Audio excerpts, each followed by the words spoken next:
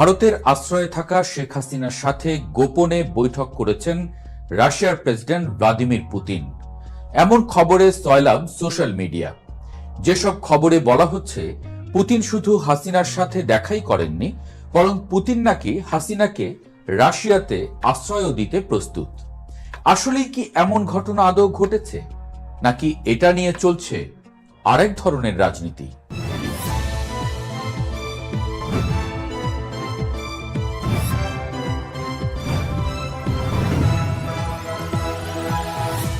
বলা হচ্ছে ভারত সফরকালে মোদি পুতিনকে যে খাতিরটা করেছেন, গত 100 বছরে ভারত কাউকে সেটা করেনি, না ট্রাম্প বা অন্য কেউ।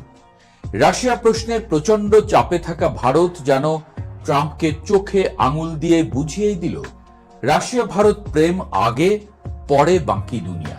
পুতিন এমন সময় ভারতে আসলেন যখন সারা দুনিয়া ইউক্রেন রাশিয়া যুদ্ধ বন্ধে মরিয়া। পুতিনের সাথে দর কষাকষি করছে পশ্চিম, কিন্তু পুতিন সেদিকে থোড়াই কেয়ার করে পা রাখলেন ভারতে। ঘোষণা করলেন ইউক্রেনের দনবাস তিনি দখল করবেনই। এসব ঘটনার মধ্যেই সোশ্যাল মিডিয়ায় ছড়িয়েছে পুতিন হাসিনার বৈঠকের খবর। একে তো পুতিন হাসিনা পুরনো মিত্র, তার উপর দেশটা ভারত।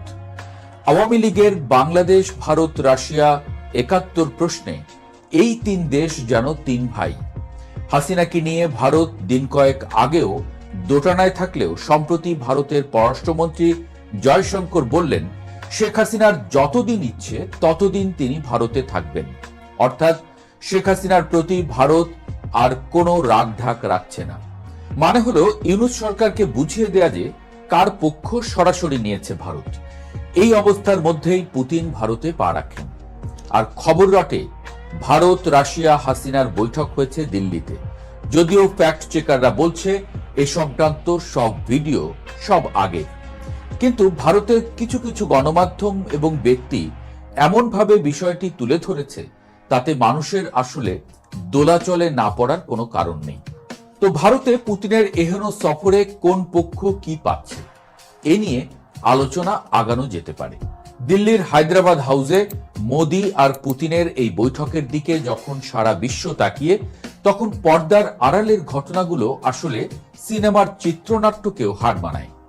নরেন্দ্র মোদি এবং ভ্লাদিমির পুতিনের এই বৈঠকটি কেবল দুটি রাষ্ট্রপ্রধানের সৌজন্য সাক্ষাৎ ছিল না। বিশেষজ্ঞদের মতে এটি ছিল পশ্চিমা বিশ্বের চোখে চোখ রেখে এক ধরনের শক্ত অবস্থানের জানান দেওয়া। প্রোটোকলের তোয়াক্কা না করে মোদি যেভাবে পুতিনকে আলিঙ্গন করেছেন তাতে স্পষ্ট বার্তা ছিল ওয়াশিংটন বা ব্রাসেলস কি ভাবল তাতে নয়াদিল্লির কিচ্ছু যায় আসে না।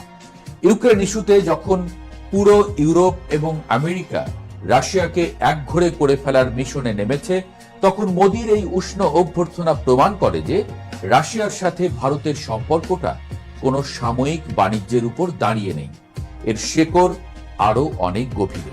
এই গভীরতা বুঝতে হলে আমাদের একটু পেছনের দিকে তাকাতে হবে সেই ঐতিহাসিক বন্ধুত্বের দিকে যা সময়ের পরীক্ষায় বারবার উত্তীর্ণ হয়েছে।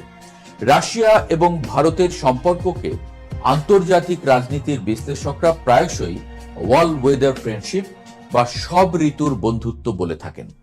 সরকার বদল হয়, নেতারা আসেন এবং যান, কিন্তু মস্কো এবং দিল্লির সম্পর্ক যেন এক সরল রেখায় চলে।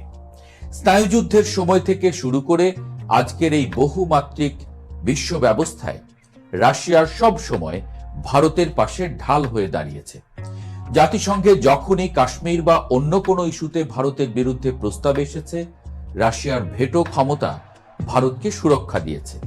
ঠিক একইভাবে ইউক্রেন ইস্যুতে ভারতও কখনো সরাসরি রাশিয়ার নিন্দা না করে কূটনৈতিক কৌশলে নিরপেক্ষ থেকে পরোক্ষভাবে মস্কোর পক্ষই অবলম্বন করেছে। এই সফরেও সেই ঐতিহাসিক আস্থার প্রতিফলন দেখা গেল। এখন প্রশ্ন হলো, হঠাৎ করে কেন পুতিনের এই ভারত সফর, বিশেষ করে এমন এক সময়ে যখন ইউক্রেন যুদ্ধের মোড় ঘুরছে এবং দক্ষিণ এশিয়ার রাজনীতিতে এক বিশাল পট পরিবর্তন ঘটে গেছে। বিশ্লেষকরা মনে করছেন এই সফরের টাইমিংটা খুবই গুরুত্বপূর্ণ। ভারতের চারপাশে শত্রুর অভাব নেই, দিন যাচ্ছে, তালিকায় যোগ হচ্ছে নতুন নতুন শত্রু। ইউনূসের বাংলাদেশকে তো এক প্রকার নিরাপত্তা হুমকি হিসেবে নিয়েছে দেশটি। ওদিকে আরাকানে হাজির বিশ্ব মোড়লরা। পুতিন খুব ভালো করেই জানেন দক্ষিণ এশিয়ায় নিজের প্রভাব বজায় রাখতে হলে ভারতকে হাতে রাখা আবশ্যিক। আর ভারতও দেখছে আমেরিকার সাথে তাদের কৌশলগত সম্পর্ক থাকলেও বিপদের দিনে রাশিয়ার মতো বিশ্বস্ত বন্ধু আর কেউ নেই।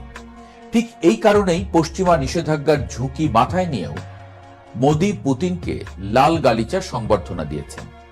স্বাভাবিকভাবেই প্রশ্ন জাগে, এই মহাযজ্ঞ থেকে ভারত আসলে কি পেল? উত্তরটা বেশ পরিষ্কার, জ্বালানি নিরাপত্তা এবং সামরিক শক্তি। বিশ্ববাজারে তেলের দাম যখন আকাশচুম্বী, তখন ভারত রাশিয়ার কাছ থেকে ডিসকাউন্ট রেটে তেল কিনছে, যা তাদের অর্থনীতিকে সচল রাখতে বিশাল ভূমিকা রাখছে। এই সফরেও জ্বালানি খাতে দীর্ঘমেয়াদী চুক্তির বিষয়টি প্রাধান্য পেয়েছে।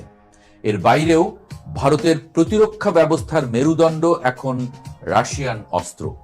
S-400 মিসাইল সিস্টেম থেকে শুরু করে যৌথভাবে AK-203 রাইফেল উৎপাদন সবই এই বন্ধুত্বের ফসল। ভারত জানে চীন এবং পাকিস্তানের মতো প্রতিবেশীদের মোকাবেলা করতে হলে রাশিয়ার অত্যাধুনিক প্রযুক্তির কোনো বিকল্প নেই। তাই আমেরিকার চোখ রাঙানি উপেক্ষা করেও ভারত নিজের স্বার্থটাকে সবার আগে স্থান দিয়েছে। অন্যদিকে পুতিন কি পেলেন? পুতিনের জন্য এই সফরটি ছিল নিজেকে বিশ্ব মঞ্চে প্রাসঙ্গিক এবং শক্তিশালী হিসেবে তুলে ধরার এক মোক্ষম সুযোগ। ইউক্রেন যুদ্ধের পর পশ্চিমারা প্রচার করছিল যে রাশিয়া বিশ্ব থেকে বিচ্ছিন্ন হয়ে পড়েছে, কিন্তু বিশ্বের বৃহত্তম গণতন্ত্রের দেশ ভারতে এসে এবং সেখানে রাজকীয় সম্মান পেয়ে পুতিন সেই ন্যারেটিভকে এক ফুৎকারে উড়িয়ে দিয়েছেন। তিনি দেখালেন যে এশিয়াতে তার বন্ধুদের কোনো অভাব নেই। এছাড়া রাশিয়ার অর্থনীতির উপর পশ্চিমা নিষেধাজ্ঞার যে চাপ, তা আটকাতে ভারতের মতো বিশাল বাজারের প্রয়োজন ছিল তার। তেল এবং গ্যাস বিক্রির মাধ্যমে রাশিয়া সেই অর্থনৈতিক অক্সিজেনটা পেয়ে গেছে। পাশাপাশি ব্রিক্স এবং সাংহাই কোঅপারেশন অর্গানাইজেশনের মতো প্ল্যাটফর্মগুলোতে ভারতের সমর্থন নিশ্চিত করাটাও পুতিনের জন্য একটি বড় কূটনৈতিক বিজয়। তবে এই পুরো ঘটনার পেছনে সবচেয়ে বড় যে খেলাটি চলছে তা হলো আমেরিকা বনাম রাশিয়া চীন ব্লকের আধিপত্য বিস্তারের লড়াই। বিশ্লেষকরা দীর্ঘদিন ধরেই বলে আসছেন আমেরিকা এই অঞ্চলে, বিশেষ করে বঙ্গোপসাগরের আশেপাশে তাদের একটি শক্ত ঘাঁটি গড়ে তুলতে চায়। সেন্ট মার্টিন নিয়ে যে গুঞ্জন বা বিতর্ক বিভিন্ন সময়ে শোনা গেছে, তা এই বৃহত্তর পরিকল্পনারই একটি অংশ হতে পারে বলে অনেকে মনে করেন। আমেরিকা চায় দক্ষিণ এশিয়ায় চীনের প্রভাব কমাতে এবং ভারতকে তাদের পুরোপুরি বশে আনতে, কিন্তু ভারত তার কৌশলগত স্বকীয়তা বজায় রেখে চলছে। আর এখানেই রাশিয়ার এন্ট্রি। রাশিয়া কোনোভাবেই চায় না তাদের দীর্ঘদিনের প্রভাবের এই অঞ্চলে আমেরিকা জেকে বসুক।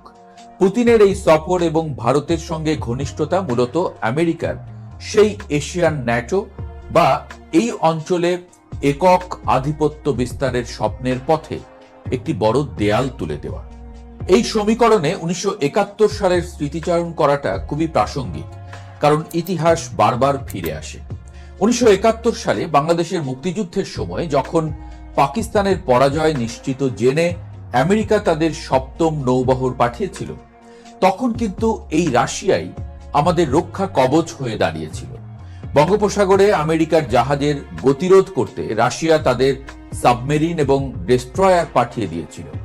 সেদিন যদি রাশিয়া ভেটো না দিত এবং সামরিকভাবে হস্তক্ষেপ না করত, তবে বাংলাদেশের স্বাধীনতার ইতিহাস হয়তো অন্যরকম ভাবে লেখা হতো।